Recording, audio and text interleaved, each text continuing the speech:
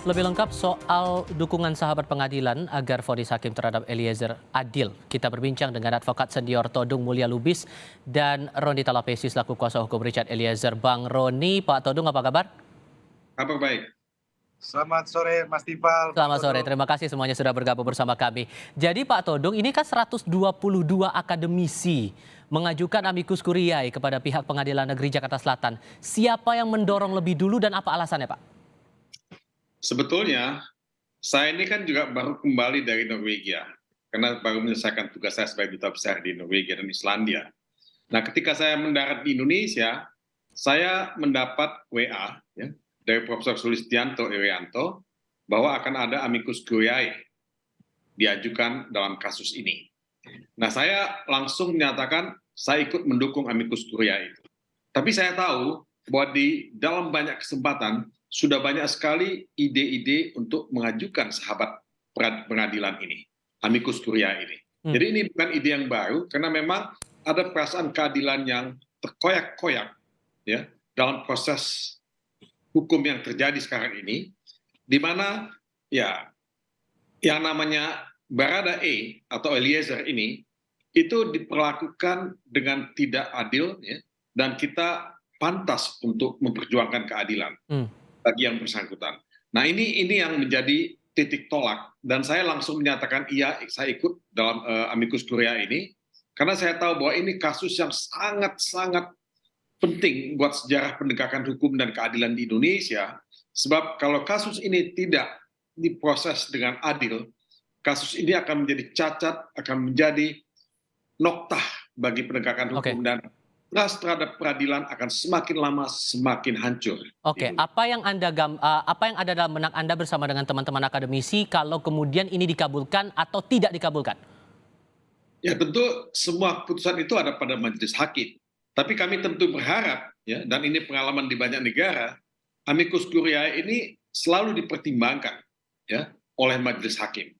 Nah, memang sekali lagi saya katakan tidak ada kewajiban dari majelis hakim untuk ya mengambil ya pertimbangan-pertimbangan hukum yang diajukan oleh pihak amicus curiae ini, tapi kami berharap bahwa ada sense of justice, ada rasa keadilan, ada empati, ada juga ya penghayatan akan suara-suara publik yang menghendaki keadilan dari lembaga peradilan di Indonesia ini. Nah, ini ekspektasi kita, ini harapan kita. Mudah-mudahan majelis hakim tidak buta, tidak tuli terhadap suara-suara yang muncul pada publik ini. Dari yang diajukan, amicus curiae yang sudah diajukan kepada pihak Pengadilan Negeri Jakarta Selatan, ada 5 poin ya, koreksi kalau saya salah, yang diajukan oleh teman-teman akademisi. Poin pertama, Richard Eliezer adalah saksi pelaku, masalah poin justice kolaborator. Kemudian poin yang kedua, masalah relasi kuasa yang timpang dalam hubungan antara Richard Eliezer dengan atasannya. Poin yang ketiga tentang Eliezer adalah kita. Mendukungnya untuk tidak dihukum berat atau lebih ringan daripada pelaku-pelaku lainnya akan berarti menyelamatkan anak muda berumur 24 tahun. Poin keempat, mendukung Eliezer bukan persoalan pribadi. Dan yang kelima, masalah keberadaan Eliezer kasus ini bisa jadi pembelajaran. Intinya 5 poin itu untuk menggerakkan hakim tentang apa, Pak Todung? Ya, itu 5 poin yang diajukan ya dalam amicus curiae itu sudah menggambarkan sikap semua akademisi yang menandatangani ya amicus curiae ini. Kasus ini ya adalah kasus ujian buat kita semua, karena posisi justice collaborator sebetulnya itu kan tidak cukup kuat ya di poin pertama ya di Indonesia. Nah, kita ingin kasus ini menjadi satu momentum di mana justice collaborator itu betul-betul dihargai dan dihormati. Nah, kalau di Amerika yang namanya justice collaborator itu betul-betul mendapat perlindungan hukum yang sangat kuat ya, baik dalam proses maupun setelah proses hukum itu selesai. Dia malah bisa mendapat identitas yang baru, bisa mendapat perlakuan yang sangat-sangat protektif dari negara waktu itu. Nah, ini salah satu misalnya. Kita ingin dalam proses penegakan hukum di Indonesia, yang namanya justice collaborator ini betul-betul diakui sebagai unsur yang penting dalam proses pencarian keadilan substantif.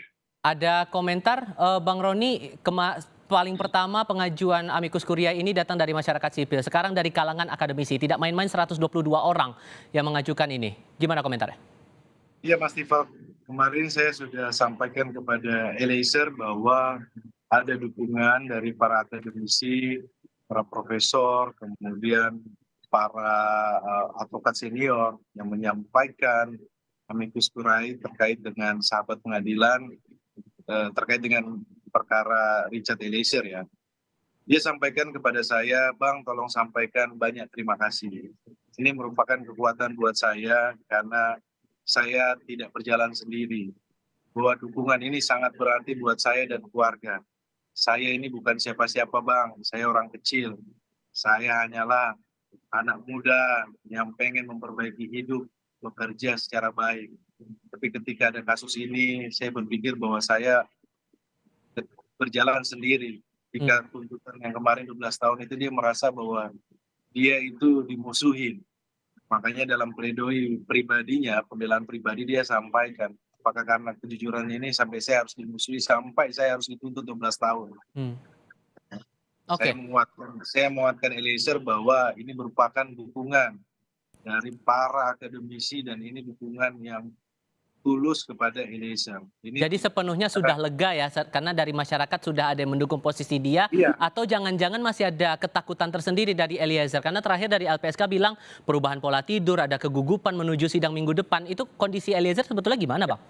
Itu yang disampaikan oleh teman-teman LPSK itu pasca penuntutan ya. Tetapi setelah penuntutan ini kita melihat bagaimana dukungan publik begitu luas kepada Eliezer sehingga saya melihat bahwa dia optimis, Mas Dipal, bahwa keadilan itu ada. Jadi keadilan itu tidak hanya milik hanya orang-orang yang besar saja, orang-orang yang mampu, tetapi keadilan itu milik orang kecil juga, orang yang tidak mampu. Nah, kalau dari proses persidangan ini kan Richard Eliezer kontribusinya sangat besar terhadap perkara ini ya, bagaimana dia bisa kooperatif dan dia konsisten mengungkap perkara ini sampai bisa menyentuh kepada pelaku utamanya dalam perkara ini. Tetapi terkait dengan tuntutan tentunya ini kami juga pun dari penasihat hukum kaget karena acuan kami adalah Undang-Undang Perlindungan Saksi dan Korban kan. Kalau Undang-Undang Perlindungan Saksi dan Korban sudah sangat jelas bahwa LPSK memberikan rekomendasi agar dituntut paling ringan dari terdakwa yang lainnya. Tetapi ketika tuntutan tersebut lebih tinggi dari terdakwa lainnya, ini tentunya mengkoyak rasa keadilan ya dari publik semuanya. Jadi kita melihat bahwa dalam replik jaksa pun jaksa menyampaikan bahwa mengalami dilema yuridis terkait dengan SOP atau mengikuti Undang-Undang Perlindungan Saksi dan Korban. Di dalam duplik kami menjawab bahwa ini terkait dengan masa depan seseorang. Jadi tidak bisa kita dilema yuridis atau perlu kajian. Itu Karena sudah diatur dalam undang-undang. Itu sudah Anda sampaikan juga kemarin dalam sidang duplik terakhir kali begitu ya. Nah, ini Betul, untuk kondisi pekan depan saat sidang vonis, kondisi Eliezer gimana sekarang, Bang? Dan adakah kegiatan khusus yang mungkin dilakukan oleh Richard di tahanan menuju sidang vonis pekan depan? Iya, Mas Tifal, sekarang lebih banyak mendekatkan diri kepada Tuhan, berdoa, kemudian kumpul bersama keluarga, saling menguatkan. Kami dari tim penasihat hukum selalu monitor ya, bahwa Richard Eliezer ini tetap stabil dan juga pun dia berulang-ulang menyampaikan terima kasih kepada dukungan dari para akademisi bahwa ini hal positif untuk dia, bahwa dia tidak menyangka sebagai orang kecil tetapi perhatian dari para akademisi, para guru besar ini sangat luar biasa. Sehingga masih ada optimisme bahwa dengan banyak dukungan seperti ini, vonisnya bakal ringan nih nanti. Ya, kita sampaikan bahwa kita sudah melakukan pembelaan secara maksimal. Di dalam KUHP juga pun sudah jelas ada penghapusan pidana. Kalau kita mendengar juga Pak Menko Polhukam pernah sampaikan bahwa dia paling ringan atau bisa bebas. Nah, tetapi terkait hal-hal tersebut kita kembalikan kepada majelis hakim. Baik. Pak Todung, ya, mohon maaf saya potong. Saya harus kasih giliran ke Pak Todung sekarang. Pak Todung, Anda bersama dengan teman-teman akademisi mengajukan amicus curiae kepada pihak Pengadilan Negeri Jakarta Selatan. Apakah ini ada hubungannya dengan keraguan teman-teman akademisi soal tuntutan 12 tahun terhadap Richard Eliezer? Ya tentu itu melukai. Tadi Saudara Roni sudah mengatakan bahwa tuntutan jaksa itu terlalu tidak fair, tidak adil. Ya. Jadi ini melukai rasa keadilan kita. Nah, tapi yang saya ingin katakan juga adalah kasus ini kan mesti dilihat dalam konteksnya, dalam konteksnya. Karena ada relasi kuasa yang tidak seimbang, ya, relasi kuasa yang tidak adil ya, dalam hal ini. Saya tidak pernah bisa membayangkan, mengimajinasikan kejadian pembunuhan di rumah ya seorang jenderal polisi, dan bagaimana seorang yang tidak ya punya pangkat ya yang memadai ya, atau pangkat yang paling rendah itu diperintah begitu saja. Dan walaupun saya pribadi sebetulnya ingin mengatakan siapapun harusnya menolak perintah yang melawan hukum, perintah yang melawan keadilan, melawan hati nurani. Tapi kan dalam situasi yang terjadi pada peristiwa pembunuhan itu, tidak mungkin yang bersangkutan melakukan itu. Itu betul-betul satu peristiwa yang sangat tragik ya, yang harus dilihat dalam konteksnya. Dan kalau misalnya majelis hakim tidak melihat itu dalam konteksnya, majelis hakim akan banyak sekali kehilangan ya hal-hal yang substansial ya dalam kasus ini. Baik, vonis akan dijatuhkan terhadap Richard Eliezer di tanggal 15. Ya, mohon maaf saya potong Pak. Mohon maaf saya potong, kita harus sudahi karena yang jelas vonis akan berlangsung di tanggal 15 Februari 2023 untuk Richard Eliezer. Pak Todong, terima kasih banyak sudah bergabung bersama kami. Bang Roni Talapesi juga terima kasih sudah berbincang bersama kami kali ini. Sehat selalu untuk Anda berdua. Pak Todong, Mas Tifa. Terima kasih. Salam.